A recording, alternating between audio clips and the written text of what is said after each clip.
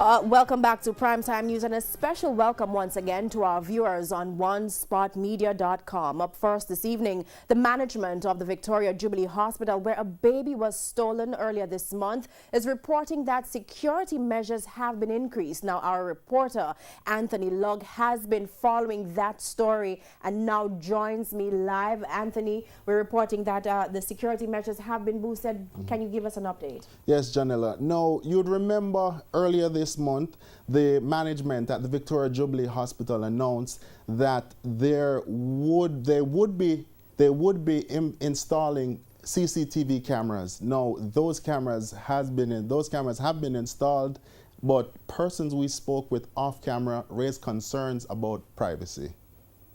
When news broke that a baby was stolen from the Victoria Jubilee Hospital on January 9, there was outrage. Things got worse when it was revealed that the security guard was absent from his post at the time of the incident. 2 weeks later, the stolen baby is yet to be found, but the hospital has improved its security and has installed CCTV cameras to help keep an eye on the happenings. Colleen Wright is the CEO at the facility. We are currently testing them to ensure that they are functioning effectively.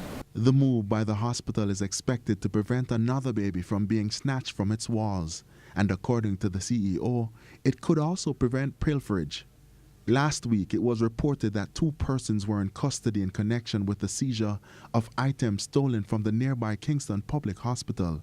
But with the installation of the cameras on all wards of the Victoria Jubilee Hospital, as well as entrance and exit points, questions have been raised about the privacy of workers and patients. We have not put them on the wards themselves. They are at the doors, the entrances and exits to capture these images.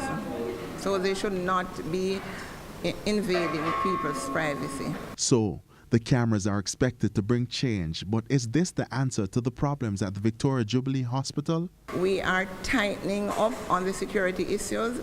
It is not only the installation of the cameras, but since last week we have implemented visitors' passes and also special passes for persons who have to go to and fro in the facility. Anthony Lugg, TVJ News. Now, Anthony, I just saw you exiting an elevator, and we know that was also an issue at Victoria Jubilee. Is there an update? Yes, there is an update. Now, the elevators are working. During our visit to the facility, we saw workers and patients using the new elevator. The CEO says this has assisted significantly. I went on the elevator and the door jammed for a few minutes. As for maintenance, here's what the CEO had to say.